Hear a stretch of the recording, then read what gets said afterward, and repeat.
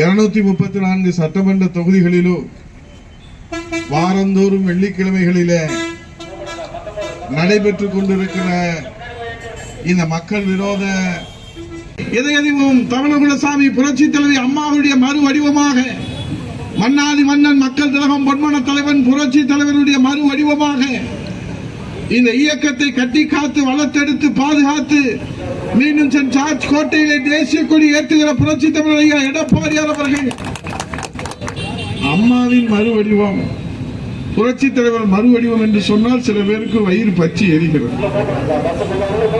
ஏன் உங்களுக்கு பற்று வயிறு எரிகிறது என்று எங்களுக்கு தெரியவில்லை. நம் தாய் தமிழ்நாட்டிலே நீட் தேர்வை ரத்து செய்ய வேண்டும் என்று அனைத்து இந்திய அண்ணா திராவிட முன்னேற்ற கழகம் போராடுகிற போது புரட்சி தமிழர் ஐயா எடப்பாடியார் அவர்கள், நானும் ஒரு அரசு பள்ளியிலே படித்த மாணவன் என்ற உணர்வோடு அந்த உணர்வை வழிகாட்டுதலாக எடுத்துக்கொண்டு இந்த ஏழை எளிய சாமானிய விளிம்பு நிலை மாணவ செல்வங்கள் மருத்துவ மாணவ கனவை நினைவாக்குவதற்காக என் வணக்கத்திற்குரிய கோயில்பட்டி வாழ் பெரியோர்களே, தாய்மார்களே, உங்களிடத்திலே நான் உண்மையை சத்தியம் செய்து சொல்லுகிறேன். இதற்கு தீர்வு காண வேண்டும் என்று பெற்றோர்கள் கோரிக்கை வைக்கவில்லை, மாணவர்கள் போராட்டம் நடத்தவில்லை, சட்டமன்றத்தில் அன்றைக்கு எதிர்கட்சி தலைவர் இன்றைக்கு முதலமைச்சராக இருக்கிற ஸ்டாலின் கோரிக்கை வைக்கவில்லை, அமைச்சர் பெருமக்களாக இருக்கிற நாங்களும் கோரிக்கை வைக்கவில்லை. ஏன் இந்த நாட்டிலே யாரும் கோரிக்கை வைக்காமல் அரசு பள்ளியிலே படிக்கிற மாணவ செல்வங்களுடைய மருத்துவ மாணவ கனவை நினைவாக்குவதற்காக இந்தியாவுக்கே வழிகாட்டுகின்ற வகையிலே அம்மாவின் வழியிலே 7.5% இடஒதுக்கீடு தந்த சமூக நீதி காவலர் புரட்சி தமிழர் ஐயா எடப்பாடியார் அவர்கள். அதுதாங்க சண்டாளர்கள மறுவடிவம் நாங்க சொல்றோம். அம்மாவின் மறுவடிவம் என்று புரட்சி தமிழர் ஐயா எடப்பாடியார் செய்திருக்கிற இந்த புரட்சியை சாதாரணமாக கடந்து விட முடியுமா? இன்னைக்கு 4 வருஷம் ஆச்சு. என்னத்தை கிழிச்சாங்க இந்த திமுக அரசு? 11 அரசு மருத்துவக் கல்லூரியிலே ஒரே ஆண்டிலே தாய் தமிழ்நாட்டுக்கு வாதாடி போராடி பெற்று தந்த தலைவன் புரட்சி தமிழர் ஐயா எடப்பாடியார் அவர்கள். இந்த 4.5 வருஷம் ஒரு மருத்துவக் கல்லூரி திறந்திருக்குன்னு சொல்லு, நாங்க பொது வாழ்க்கை விட்டே போயிருக்கோம். ஒரு பிரைமரி ஹெல்த் சென்டர் கூட திறக்கல. 11 மருத்துவக் கல்லூரிகள் சாதாரண சாதனையா? இல்ல இந்த திமுக வாய்களிலே பேசி இன்றைக்கு விளம்பர வெளிச்சத்தில் விழாக்களை நடத்தி கொண்டிருக்கிற முத்துவேல் கருணாநிதி ஸ்டாலின் அவர்களே, 11 மருத்துவக் கல்லூரி நீங்க கொண்டு வந்ததற்கு இன்றைக்கு நீங்க பாராட்டு விழா நடத்த வேண்டாம். ஆனா அந்த சாதனையை உங்க சாதனையா சொல்றீங்க பாருங்க, அதுதான் மக்கள் ஏற்றுக்கொள்ள மாட்டாங்க. இப்ப என்னன்னா கொலை அடி சண்டை போடுறாங்க. ஏரியா பக்கம் வந்து பாரு, வந்து பாரு, தொட்டு பாரு. மாணவர்களுக்கு கல்விக்கு நிதி பெற்றுத்தர யோகியதை இல்லை.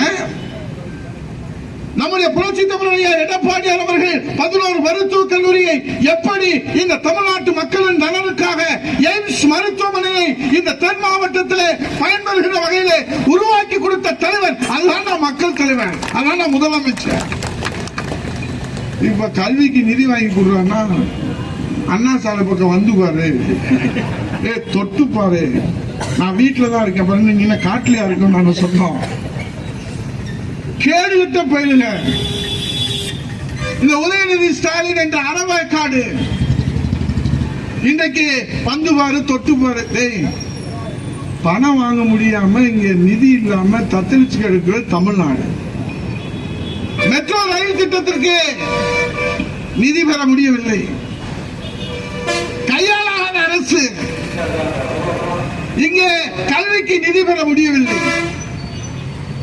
கல்விக்கு நிதி வாங்கி கொடுங்கன்னா இவங்க என்ன செய்யறாங்க தெரியுமா? வீட்டுக்கு முன்னாடி கோலம் போட்டு போட்டோக்கு போஸ் கொடுத்துட்டு இருக்காங்க, கோலம் போட்டு நடத்திட்டு இருக்காங்க. 38 நாடாளுமன்ற உறுப்பினர்கள், 40 நாடாளுமன்ற உறுப்பினர்களை வைத்துக் கொண்டு கல்விக்கு இந்த மாணவ செல்வங்களுடைய எதிர்காலத்திற்கான அந்த கல்விக்கு நிதி பெற்று தர முடியவில்லை என்று சொன்னால் முத்துவேல் கருணாநிதி ஸ்டாலின் அவர்களே, இந்த கோவில்பட்டியிலே கடம்பூரார் முன்னிலையிலே கேட்கிறேன், புரட்சி தமிழ் ஐயா எடப்பாடியார் வழி நின்று கேட்கிறேன், என்னால் இந்த மாணவ செல்வங்களுக்கு நான் கல்வி பெற்று தர முடியவில்லை. ஆகவே எங்கள் திமுக கூட்டணியை சேர்ந்த 39 நாடாளுமன்ற உறுப்பினர்களை ராஜினாமா செய்கிறேன் என்று அறிவிக்க தயாரா? உங்களால வாங்க முடியல, அப்ப ராஜினாமா பண்ணிட்டு வீட்டுக்கு போ. நீ எதுக்கு நாடாளுமன்றத்துக்கு போற? ஒரு நேரத்து தான் உட்காந்து கடிதம் எழுதுறாரு பிரதமருக்கு. நேரில் போய் கண்ணீர் வடிச்சாலே போராடி வாங்கணும். இவர் இங்க உட்கார்ந்து கண்ணீர் கடிதம் எழுதுறாரு. யாரை ஏமாற்றுவதற்காக? இன்றைக்கு மக்களிடத்தில் ஏமாற்றி வாக்குகளை பெறுவதற்காக எத்தனை நாடகங்கள் இந்த திமுக இன்னும் அரங்கேற்ற போகிறது? நீட் தேர்வு ரகசியம் எங்க பைக்கெட்டில் இருக்குன்னு சொன்னாங்க. சட்டமன்ற எதிர்கட்சி பொருளாளராக கடம்பூர் ராஜு பலமுறை கேட்டார். எங்க எதிர்கட்சி தலைவர் பலமுறை கேட்டார், ஐயா அந்த நீட் தேர்வு ரகசியம் சொன்னீங்களே, அது தங்கமல ரகசியம் மாதிரி வச்சிருக்கீங்களே, எப்ப வெளியிடுவீங்க? அதை வெளியிடுறதுக்கு யோக்கியதை இல்லை. என்னமோ கொலையடி சொன்ன மாதிரி 2 பேரும் சண்டை போட்டுக்கிறாங்க. இங்க சட்டம் ஒழுங்கு சந்திச்சிருக்கிறது. போதைப் பொருள் நடமாட்டம் இன்றைக்கு இந்திய திருநாட்டில் அன்னை தமிழகம் தலை குனிந்து கிடக்கிறது. பெண்களுக்கு பாதுகாப்பு இல்லாத ஒரு நிலை இருக்கிறது. பள்ளிக்கூடத்திலிருந்து பல்கலைக்கழகம் வரைக்கும் பாலியல் வன்கொடுமை இதுவரைக்கும் எங்கேயும் நம்ம பார்த்ததில்லை. தமிழ்நாட்டு வரலாற்றிலே பார்த்ததில்லை, கேட்டதில்லை, படித்ததில்லை. நெஞ்செல்லாம் பதறுது. பெண் குழந்தைகளை பெற்றவர்கள் இந்த நாட்டிலே நெஞ்சம் பதறுகிற வகையிலே இந்த ஆட்சி நடந்து கொண்டிருக்கிறது. மின்சார கட்டணத்தை சத்தியமா சொல்றீங்க, இவர் அமைச்சர், செய்தித்துறை அமைச்சர், 8 ஆண்டுகள் நாங்கெல்லாம் அமைச்சர் இருந்தோம். முதலமைச்சருக்கு அழுத்தம் வரும், கேபினெட்டை கூட்டுவாரு, இந்த மாதிரி அழுத்தம் வந்திருக்கு. ஆனாலும் மக்கள் மீது சுமையை திணிக்க கூடாது, நம்மளே அரசே அந்த பொறுப்பை ஏற்றுக்கொள்ள வேண்டும் என்று 8 ஆண்டு 1 பைசா கூட மின்சார கட்டணம் உயர்த்தல. ஆனா ஸ்டாலின் என்ன செஞ்சா தெரியுமா? வீட்டுக்கு முன்னாடி கருப்பு சட்டையை போட்டுக்கிட்டு ஏத்தாதே ஏத்தாதே மின்சார கட்டணத்தை ஏத்தவே இல்லடா, நாங்க உயர்த்தவே இல்லடா, அதெல்லாம் முடியாது, நீங்க ஏத்த போறீங்க, ஏத்தாதே ஏத்தாதே மின்சார கட்டணத்தை ஏத்தாதே. கூட வேற அவங்க மனைவி மகனை வேற வச்சுக்கிட்டாரு. நம்ம என்னத்தை பேசுறது? சரி, இப்படி போராடினாரு முத்துவேல் கருணாநிதி ஸ்டாலின். கொரோனாவில் பாதிக்கப்பட்ட இந்த மக்களுடைய வாழ்வாதாரம் பாதுகாக்கப்பட வேண்டும் என்று சொன்னாரே என்று நினைத்தால், வந்தவுடனே ஒரு முறை இல்லைங்க, இந்த 3 ஆண்டுகள்ல 3 முறை மின்சார கட்டணத்தை ஏற்றிய இந்தியாவிலே ஒரே முதலமைச்சர் இந்த முத்துவேல் கருணாநிதி ஸ்டாலின். நீ எதுக்கு போராட்டம் நடத்துற? எங்களுக்கு தெரியல. 3 மணி நேரம் பேசுறாரு மாண்புமிகு எதிர்கட்சி தலைவர். இந்த தமிழ்நாட்டில் இருக்கிற சட்ட ஒழுங்கு பிரச்சனை, போதைப் பொருள் நடமாட்டம், பாலியல் வன்கொடுமை, விலைவாசி உயர்வு, இப்படி பாதுகாப்பற்ற சூழ்நிலை இருக்கிறது. 3 மணி நேரம் பேசுறது 3 நிமிஷம் கொடுக்குறாங்க. இது எந்த வயசுல இருக்காங்க? ஜனநாயகம் எங்கே போகிறது? இந்த கோயில்பட்டியில் இருந்து நான் கேட்கிறேன், கடம்பூர் ராஜு முன்னிலையிலே தைரியம் இருந்தால், வீரம் இருந்தால், மாண்புமிகு எதிர்கட்சி தலைவர், புரட்சி தமிழர், வருங்கால முதலமைச்சர் ஐயா எடப்பாடியார் சட்டமன்றத்திலே மக்களுக்காக முன்வைத்த அந்த உரிமை போராட்டத்தினுடைய வீடியோ பதிவை, 3 மணி நேர வீடியோ பதிவை வெளியிடுவதற்கு முதலமைச்சர் முத்துவேல் கருணாநிதி ஸ்டாலினுக்கு தைரியம் இருந்தால் வெளியிடுங்கள் என்று கோரிக்கையாக வைக்கிறேன். வெளியிட மாட்டீங்க. ஜனநாயகம் செத்து போய்விட்டது. இன்றைக்கு மக்களாட்சியினுடைய மகத்துவத்துக்குள்ள மன்னராட்சி வளர்ந்து கொண்டிருக்கிறது. தமிழகத்திற்கு பேராபத்து சூழ்ந்திருக்கிறது. ஜனநாயகம் கேள்விக்குறியாயிருக்கிறது. அதனால்தான் இந்த கொளுத்துகிற வெயிலிலே இங்கே கடம்பூர் ராஜு, சின்னப்பன், மோகன் போன்றவர்கள், பெருமான் போன்றவர்கள் நீதியிலே நின்று நாங்கள் குரல் எழுப்பிக் கொண்டிருக்கிறோம். இது தமிழ்நாட்டு மக்களுக்காக, தமிழ்நாட்டு மக்களுடைய உரிமைக்காக.